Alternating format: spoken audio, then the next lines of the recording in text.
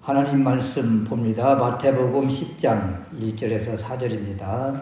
예수께서 12 제자를 부르셔서 더러운 영을 쫓아내며 모든 병과 모든 약한 것을 고치는 권능을 주시니라.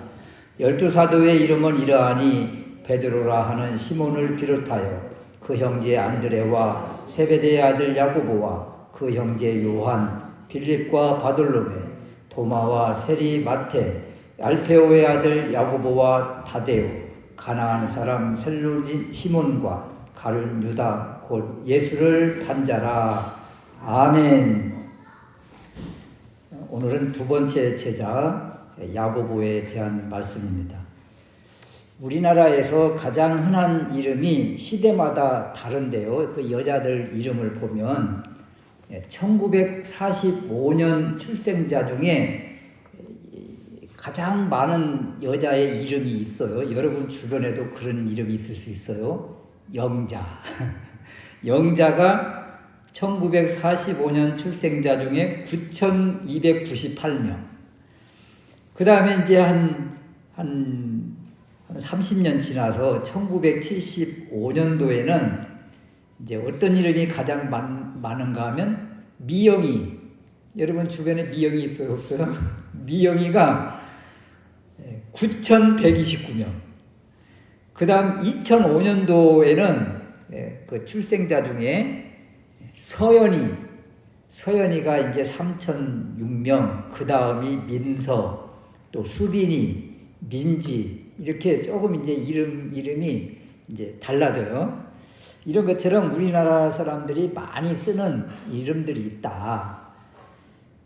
그런데 미국인들도 그래요.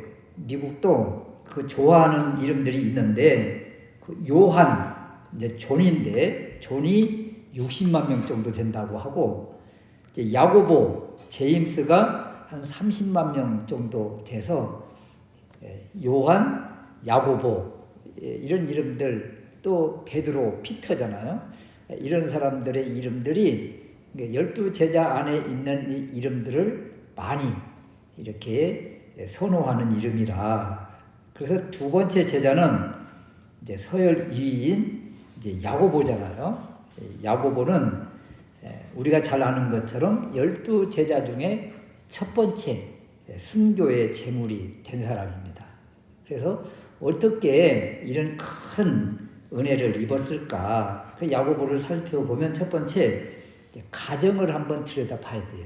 야고보의 가정이 어떤 가정인가? 가정 환경인데요.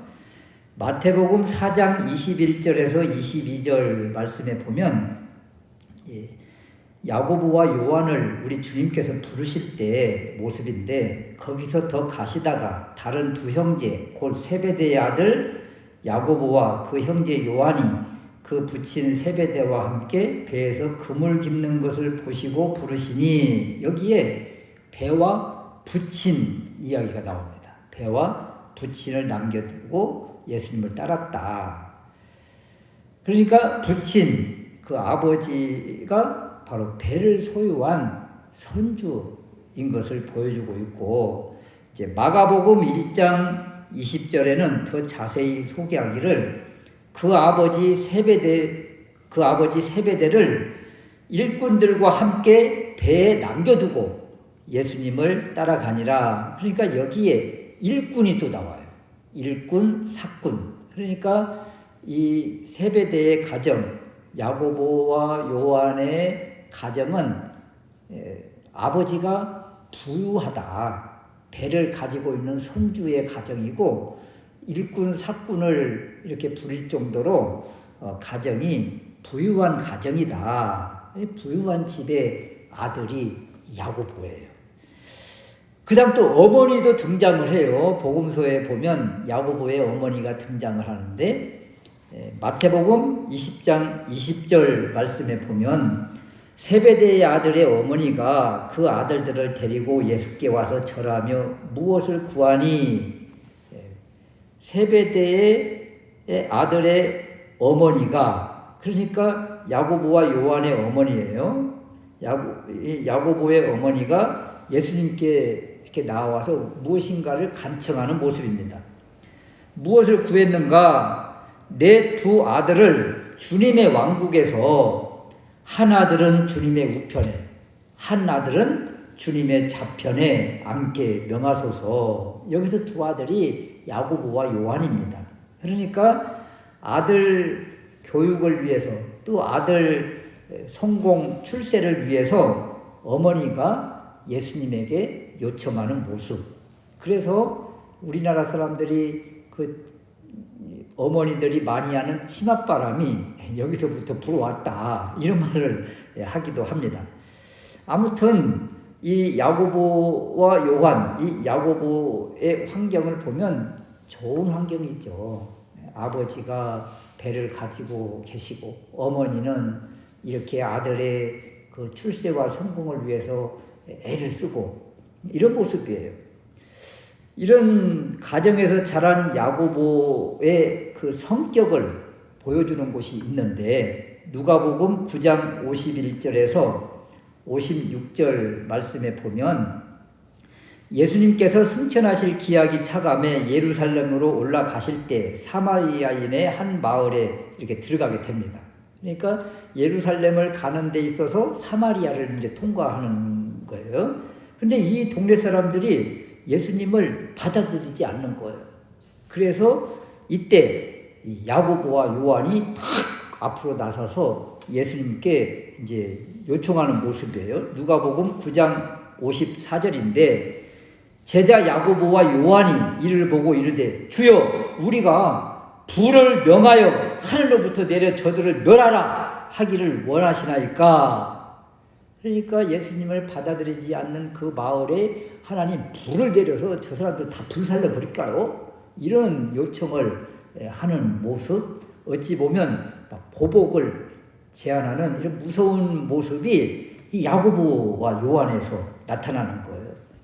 그리고 사실 이들의 별명을 우리 주님이 또 말씀하신 부분이 있는데 마가복음 3장 17절 말씀에 보면 세베대의 아들 야고보와 야고보의 형제 요한이니 이 둘에게는 뭐라고 불렀는가 하면 보아너게 곧 우레의 아들이라는 이름을 더하셨다. 그러니까 보아너게 우레의 아들, 이 번개가 번쩍번쩍하고 우레가 막 울리는 이런 모습이잖아요. 그래서 이것이 뭐 천둥 칠 때 뭐 한 번 그냥 한 번에 끝나는 것이 와르르 그러지 않습니까? 그런 것처럼 이 야고보와 요한은 쉴 새 없이 시끄럽게 막 이렇게 하는 스타일이면서 이렇게 급하고 직선적인 불같은 이 성격을 가지고 있다. 사실 그 있는 집의 자녀들 가운데 이런 성격을 가진 사람들이 또 많이 있기도 하기도 해요. 그 없이 사는 사람 가정의 아들과 있는 사람의 가정들, 있는 사람들의 가정들 가운데서 조금 성격이 모난 성격을 가진 이들이 이런 성격을 가진 사람들이 많아요. 그래서 베드로에서도 살펴보았지만 이 야고보도 그렇게 환경과 여러 배경은 좋지만 성격이나 이렇게 모습을 바라보면 아이고 제자로서의 그런 특출난 그런 자격이 별로 없어 보입니다. 그럼에도 불구하고 우리 주님이 야고보와 요한을 부르셨다. 두 번째 우리가 살펴볼 말씀은 이렇게 이런 야고보를 조련하시는 분이 우리 주님이시다. 만들어 가는 거죠. 야고보의 어머니가 하늘 왕국 그 나라에서 주님의 보좌 우편에 좌편에 앉혀달라고 이렇게 피력을 했을 때 주님이 이렇게 묻습니다. 마태복음 20장 22절 말씀인데 내가 마시려는 잔을 너희가 마실 수 있느냐? 주님이 마시려는 잔이 무슨 잔이에요? 고난의 잔이잖아요. 십자가의 잔이잖아요. 그런데 이 잔을 마시겠다고 야고보와 요한이 동시에 외치는 거예요. 할 수 있습니다. 그러는 거예요. 우리 주님이 내가 마시려는 잔, 그 잔을 너희들도 마실 수 있어? 먹을 수 있어? 그러니까 야고보와 요한이 동시에 할 수 있어요. 이 잔이 무슨 잔인데요? 고난의 잔이고 십자가의 잔이고 죽음의 잔인데, 그런데 이들이 할 수 있다고 외치는 것입니다. 이 야고보에 대한 소개는 사실 많지는 않아요. 그러나 주님이 특별한 일이 있을 때 꼭 대동한 제자들이 있는데, 3명의 제자, 베드로, 야고보, 요한이거든요. 이 특별하게 이들을 우리 주님이 이렇게 관리하시고 가르치시고 또 이렇게 실물 교육을 통해서 이렇게 보여주는 이런 제자들인데, 대표적으로 회당장 야이로의 딸을 살리실 때, 그때 누가복음 9장 51절 말씀에 보면 베드로와 요한과 야고보와 그 아이의 부모 외에는 함께 들어가기를 허락하지 않았다. 그러니까 회당장 야이로의 죽은 딸을 살릴 때 여기 들어간 사람이 이 회당장 야이로와 그 부인, 그러니까 아이의 부모와 예수님, 그리고 제자로는 베드로, 야고보, 요한, 이렇게 이 사람들만 들어가서 우리 주님이 손을 잡아서 일으킨 것이잖아요. 그러니까 이렇게 특별한 일에 선별해서 데리고 간 제자, 그 가운데 한 명이 바로 이 야고보가 들어가 있는 거. 또 마태복음 17장 1절 말씀에 보면 우리 주님께서 어떤 산에 올라가셨는데, 그래서 이 산에서 우리 주님이 화려하게 천상의 모습으로 변화되었다. 그래서 그 산을 변화산이다 이렇게 하는데, 그 변화산에 데리고 갈 때도 이 베드로와 야고보와 요한, 이 3사람만 데리고 들어가셨어요. 그러니까 이 3사람은 정말 엄청난 것을 그 옆에서 직접 본 사람들이에요. 여러분, 보고 안 보고가 그 사람의 믿음에 엄청난 변화를 줍니다. 봤다, 못 봤다. 여기에 따라서 사람의 모습이 완전히 달라요. 믿음의 모습이. 그런데 베드로, 야고보, 요한은 특별하게 이 놀라운 기적의 현장에 늘 있었던 거예요. 그래서 하나님, 주님으로부터 이렇게 늘 선택을 받은 제자였다. 이것을 보여줘요. 그러면 어떤 모습이 될까요? 이렇게 내가 선택을 받았다. 그러면 다른 제자들에 비해서 이런 우월감을 가질 수가 있고, 먼저 되고 앞서고 높아지는 이러한 마음이 늘 있고, 그 다음에 이 야고보의 성격 보완하게 우리의 아들이란 이 표현을 통해서 이 불같은 성격이 이 안에 담겨져 있는 것을 알 수가 있어요. 그럼에도 불구하고 우리 주님이 계속 끌고 다니면서 이들을 다듬어서 우리 주님이 쓰시기에 딱 맞는 그릇으로 변화된 사람이 바로 이 야고보다. 이 불같은 성격이 바뀌어져서 참으로 온화한 성격으로 바뀌어져가는 이런 모습. 이 모습을 어디에서 알 수가 있는가 하면 사도행전에 가면 알 수가 있어요. 유대인들과 그리고 이방인 그리스도인들과의 이 대결이 벌어질 때 이 중재에 나서서 잠잠하게 연설하는 사람이 바로 이 야고보였던 거예요. 그 야고보가 이렇게 좀 모난 성격이었지만 주님의 은혜 가운데 주님과 늘 동행함으로 주님처럼 닮아가는 아름다운 모습을 우리에게 보여주더라. 그리고 사도행전 12장에서 헤롯 왕에 의해서 결국 순교자가 되고 마는 이제 안타까운 모습을 이제 우리에게 보여주지. 그래서 이 순교되는 이 모습을 바라볼 때 어떤 장면이 생각나는가 하면 주님이 물을 묻는 적이 있었잖아요. 나의 잔을 마실 수 있겠느냐. 이렇게 했을 때 이 야고보가 뭐라고 했다고요? 할 수 있습니다. 그때는 이 잔이 뭔가를 몰랐어요. 그런데 주님을 따르면서 그리고 오순절 성령님의 큰 은혜를 체험하고 성령님의 인도를 받으면서 내가 가는 길이 주님이 가는 십자가의 길이었구나. 그러면서 이 가장 먼저 십자가의 잔, 순교의 잔을 마신 첫 번째 제자가 되었다. 그래서 이런 야고보의 변화된 모습을 바라보면서 우리가 대인관계에서 사람과의 관계성에서 이런 말들을 많이 해요.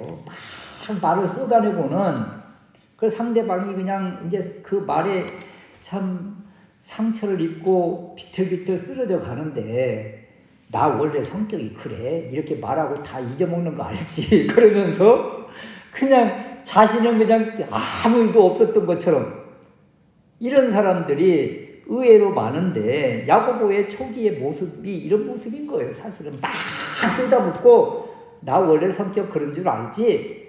그냥 잊어. 그러면 이 폭탄을 맞은 상대방이 그 말이 잊혀집니까? 그래서 야고보를 바라보니까 이런 성격들도 모난 성격도 주님 안에서 얼마든지 변화될 수가 있구나. 나는 안 돼가 아니라 나 이런 줄 알지 이런 것이 아니라 주님 안에서 조금씩 변화되면서 용서하고 이해하고 상대방 편에 서보고 그래서 아량이 넓은 사람, 믿는 사람은 저렇구나 하는 그런 모습으로 우리가 변화되어야 되지 않겠는가. 올 한 해 주님 안에서 태평양 바다처럼 이렇게 넓은 마음으로 변화되고 이렇게 사람들을 포용하고 수용할 수 있는 그런 야고보처럼 그런 제자 우리가 될 수 있으시기를 주님의 이름으로 축원합니다.